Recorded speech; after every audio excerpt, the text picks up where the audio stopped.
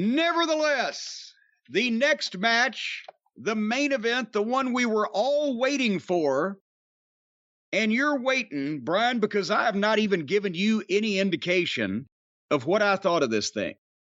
And I know you and I know all the Cult of Cornette members out there are going, what is Cornette going to say about Roman Reigns and Brock Lesnar at SummerSlam, the main event, the match, the myth, the legend, whatever? Do you think I liked it or not? I don't know, because I think there are elements of it you really like. I think the fact that it looks like they may have actually finished this off for a while, you may have liked. The use of some of the gimmicks, I could see you having a problem with. However, my thought was it was such a spectacle. I was about to say a spectacular spectacle. It was such a spectacle, the likes of which I've never seen a visual like that before around wrestling. Sometimes that could be a bad thing. In this case, I really loved it, and I thought maybe you would see it the same way. And you're wrong. I did not see it the same way. I saw it a different way. And I both loved and hated it at the same time. This was absolutely the worst pro wrestling match for a world championship ever. And it was the greatest piece of business I've ever seen to re-energize the excommunicated Attitude Era fan to actually want to watch this company and see what the fuck they're doing. At the same time, the match was rotten, but this wasn't about a match. This was about proving we can still do shit that people go holy shit about. And that they did. So, because we even talked about this on what the experience. They said they're going to make a big creative splash. Well, there's no free agents to sign. And you can't turn somebody babyface or heel anymore because that happens. I mean, to make a big splash, you do it. It happens all the time. That's why it's not a real big splash, except every great once in a while. You can't, set anybody else on fire. We've done that. You can't fucking run people over with goddamn vehicles. We've done that.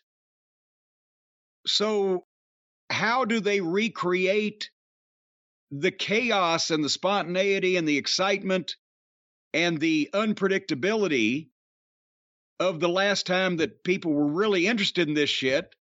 And this was their version of Stone Cold Steve Austin and the beer truck. And yes, it was also a creative way to beat Brock Lesnar again and still make him look like the goddamn Frankenstein monster. But more importantly, I think it was something that they said, okay, and they've got the money and they got the special effects team and they've got, it's all in the budget. Imagine if, 30 or 40 years ago, if any wrestling promotion had to try to do shit like this to get people talking, they'd all been out of business because nobody had the budget or the know-how. But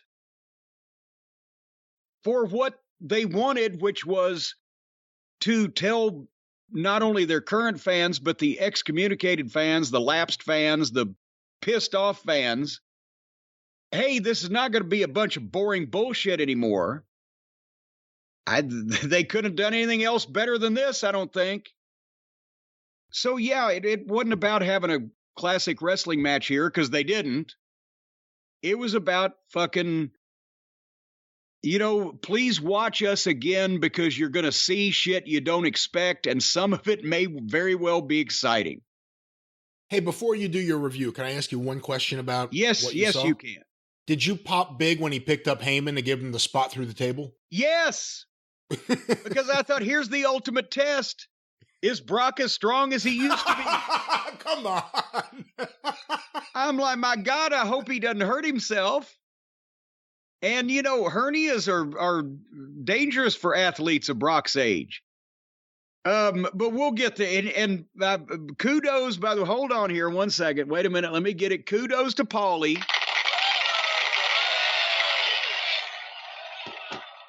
I guarantee you he was scared shitless.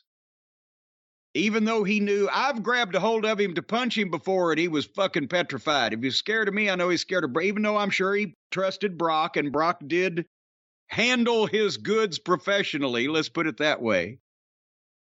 But bravo, Paul. Anyway, some people have not seen this thing yet, and now they're going, what the fuck did they do?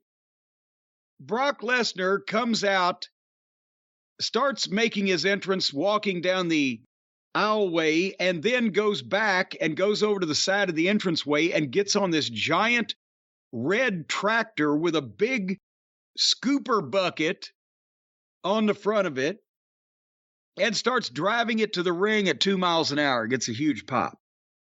And then does his own introduction while standing in the scooper bucket. And then starts the match by doing a Thez press on Roman Reigns out of the scooper bucket into the ring. And here we go. And as soon as they start fighting, they go to the floor. And over the rail out in the crowd, calling Stephen P. New. And boy, if anybody ever wanted to sue anybody, you would want to sue Roman Reigns or Brock Lesnar if they pickled you in a fight out in the arena crowd, because that's where the money is, folks. And on behalf of the WWE. But anyway, they fought on the floor, on the ramp, on the lighting truss. And I'm writing at this point, I'd really like to see the match start. And then they go back to ringside, and Brock Germans Roman Reigns on the floor and pulls out a table and sets it up on the floor. But Paul E distracts Brock, and Roman Reigns Samoan drops Brock through the table. And I'm please get in the ring is the next thing that I wrote. And then Roman Reigns hits Brock Lesnar in the head with the stairs. Of course, it's last man standing. So they are obviously trying to knock each other out for a 10 count. And then Roman Reigns sets up another table and rock bottoms Brock Lesnar through that. And I was just thinking, this is getting laborious to watch because they won't get in the fucking ring. And finally they got in the ring. And Roman Reigns hits 2 Superman punches. 1, and Brock gets up, and 2, and Brock gets up, and a spear. And Brock gets up, and Reigns goes for another spear. And Brock sidesteps, and they go back to the floor. And now they're throwing each other through the halves of the already broken tables. And at that point, then, I think maybe they had something in mind. Brock, did you see Brock went back to the tractor, started it up, and then said, fuck it, and got back down and came back over? He may have been jumping a gun. I'm not sure. But he backed the tractor up away from the ring and dropped the bucket and then got off and went back and hit Roman Reigns with the stairs and more pieces of table. And then he goes back and he dumps Roman Reigns into the bucket and picks the bucket up high in the air and drives it back to the ring and dumps him into the ring. And Roman Reigns beats the count up again. So now Brock gets back in the ring, and they're actually starting to use the ring now, the German suplexes. As you can tell, I like the action to be in the ring for somewhere between a third and a half of the match. Because it's more exciting and it's different because nobody uses the ring anymore. But anyway, and then Brock hits an F5. And as preposterous as this sounds, they were selling the moves and the effect of the moves in between them. And they'd keep beating the count, even though some of this was preposterous with the, hitting a guy over the head with a 100-pound set of steel ring stairs for an 8 count or whatever the case. They were reacting, and they're stiff and they're cutting each other up when they're falling through all this furniture and they're laying the shit in. So this is a hoss fight. And even though it was a bad wrestling match, you can tell the difference in the way the fans react to these guys and in their, these are the 2 money ball players. From the way they look, from the way they act, from the way they're presented and carry themselves, from what they do. and the way the fans react to him.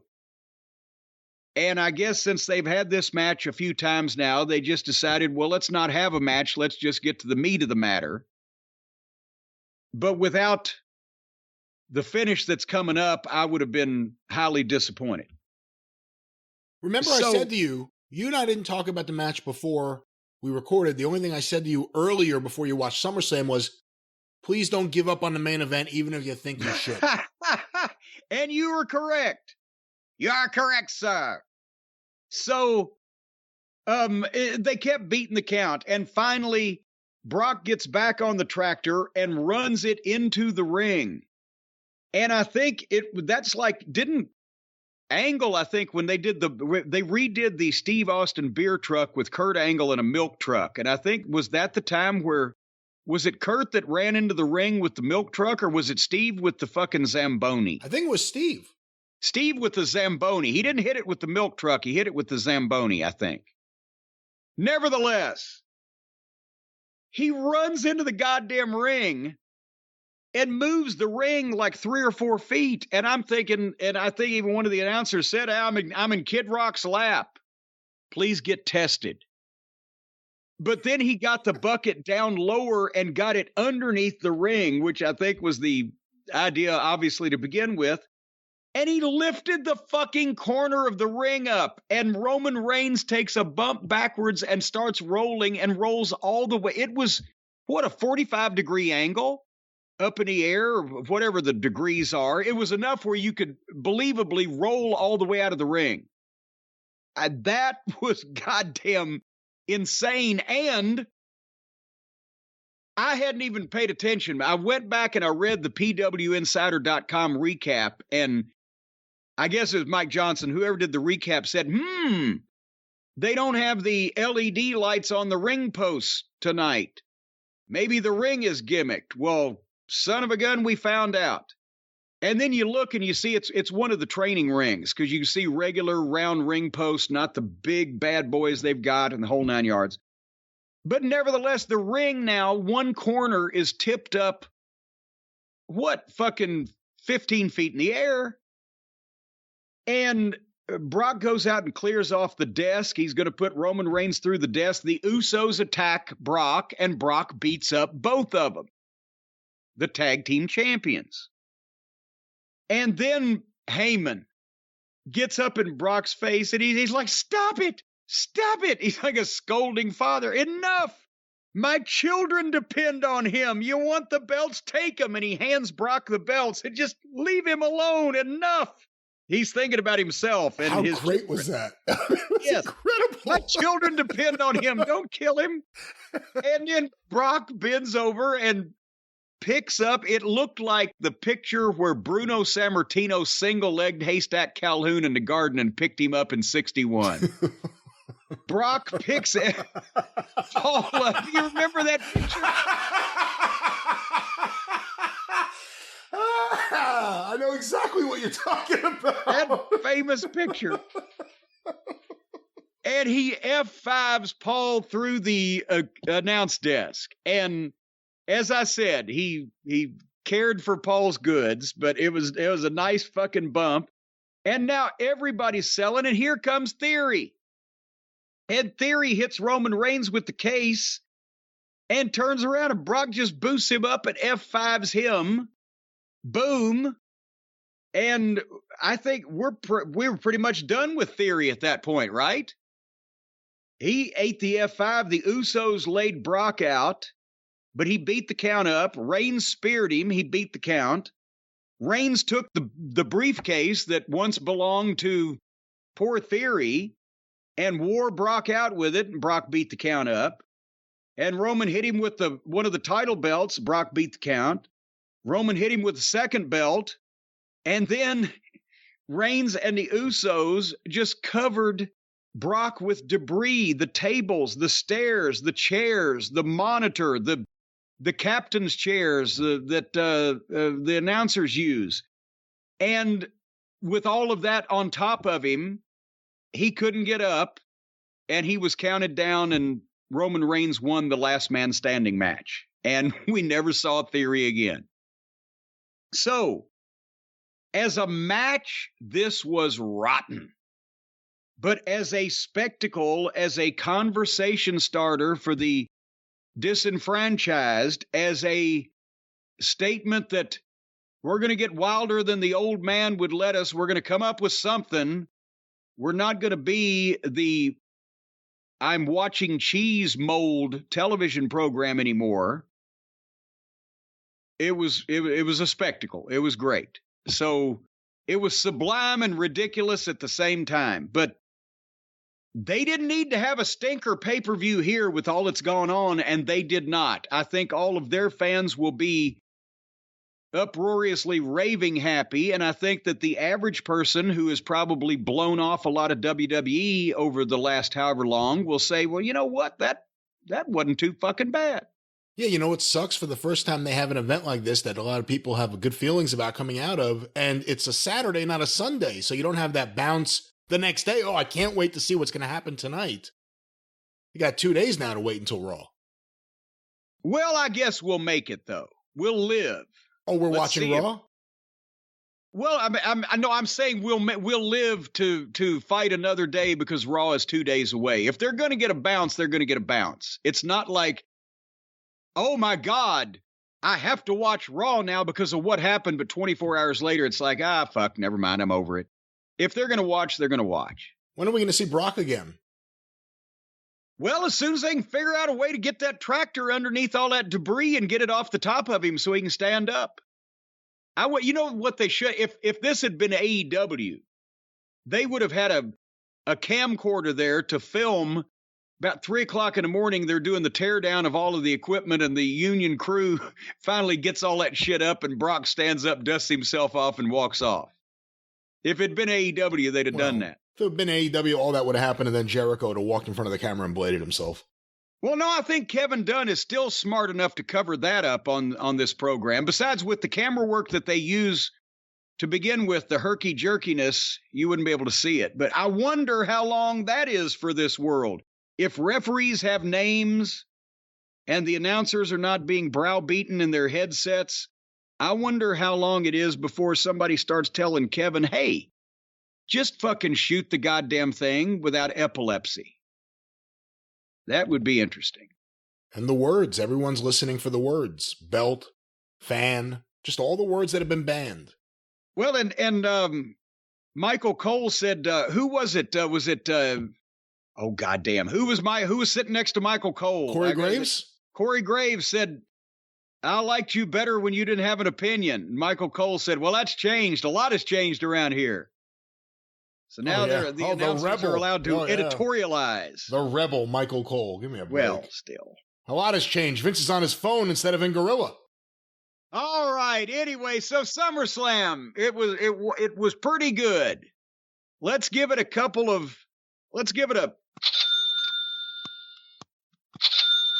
I'll give it 3. 3 cha-chings. Cha-ching, ka-ching. That's pretty good on the scale. Ink-a-dink-a-doo. Listen, they started off hot. They ended really hot. They had some really, really impressive matches in between from guys that like Logan Paul and Pat McAfee, who were outshining a lot of the longtime wrestlers. It was a good show. For WWE, it was a really good show. Because you're grading on the curve now. I'm grading on they normally suck, so I guess it was all right. No, it was a pretty good show. Let's see where it goes from here. Let's see what old Trips can do for this thing.